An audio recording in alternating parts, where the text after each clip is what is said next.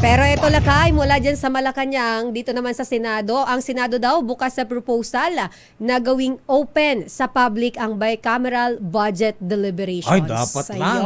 Oo. For transparency. Mm-mm. Ayun, maganda yan. Alamin natin. Para walang insertion na makita kung tingnan natin kung makapal silang on cam pinag-uusapin divide. Ang hirap nun lakay, nakakahiya kaya magagaganong ka, no? Kaya nga, kung gawin pa nila yan ng on-cam yan, live yan. Kung naka-public yan, delikadesa na lang. Ang kapal na mukha na nila. Alamin natin ang detalye niya mula kay RH28, Raymond Adpaas. Lakay Raymond. Elaine at Mayor, bukas ang Senado sa mungkaing buksan sa publiko ang mga deliberasyon sa Bicameral Conference o BICAM sa national budget. Ayon kay Attorney Renato Bantog Jr., ang Secretary to the Senate, may mga reforma na silang ipinatupad sa Senado para sa transparency sa budget process dahil parehong responsibilidad ng mga congressman at senador na miyembro ng BICAM na transparent ang proseso. Sa katunayan, iniimbitahan daw ang media na nagiging saksi sa mga bicameral conference committee meetings. Bagamat sa karanasan ay imbitado lang ang media sa opening at closing ceremony ng BICAM. Kung ano man ang nangyari sa pagitan ay ang mga kong at senador na miyembro ang nakakaalam. Sabi ni Attorney Bantog, welcome sa kanilang mga panawagan na dagdagan pa ang mga hakbang para sa transparency sa BICAM. Kaya't bukas sila sa mga proposal na bigyan ng akses ang publiko upang mas maunawaan nila ang proseso sa pagbalangkas ng national budget. Karapatan umano ng publiko na malaman kung saan at paano gagastusin ang kanilang pera. Ang kanilang aktibong partisipasyon ay upang matiyak na responsable at accountable ang mga elected officials sa paggamit ng pondo ng pamahalaan. Una nito'y nanawagan si House Speaker Martin Romualdez na gawing bukas sa publiko ang pagtalakay sa bicameral conference sa budget para sa 20th Congress na umani ng suporta mula sa mga kasamahang congressmen.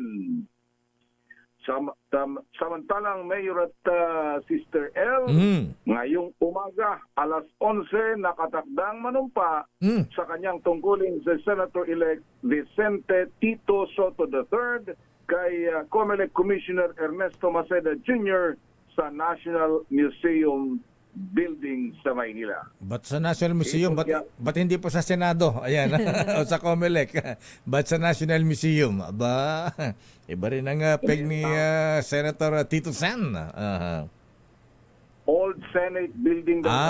Old Senate. Ayan. Oo nga, Sana maibalik yung mga kalibre ng mga senador na nag-uopisina sa Old Senate. Parang may gusto kang sabihin. sabi nga ni nakwenta natin nung Sabado, ayan, si Most Merciful, mga brethren, si former Chief Justice Renato Puno, ang presidente ng PhilConsa, Philippine Constitution Association, sabi niya, nakapanghinayang, sabi niya, nung unang panahon, pagka senador ka na, pang-presidential timber ka na. Ayan, timber talaga. Ngayon. Ikaw naman lang, natatawa naman. Wala naman tuloy ako ng control Baka may magalit sa atin, ma-offend. Hindi naman lahat. Ayan. Hindi lahat. Oo. Marami. Pero sabi niya, nung sabi ni Chief Justice Puno, nung time nila, ayan, halos lahat ng mga senador. Kumbaga walang tapon. Yes, walang tapon na Sister L. Yes, sana maibalik yung mga... pakiusapan natin ang mga kababayan natin. Kasalanan din natin. Kaya nga, pakiusapan natin ang mga kababayan natin. Anyway, sige. Anong oras manunumpa si Tito Sen sa National Museum, Raymond? 11?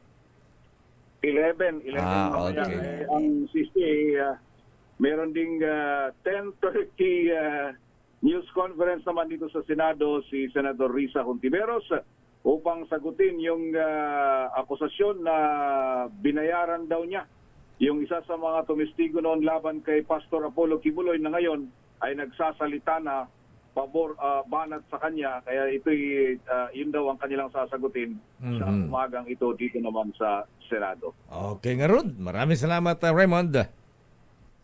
Ito si RH28 Raymond Advance para sa DZRH, una sa Pilipinas, una sa Pilipino. Daming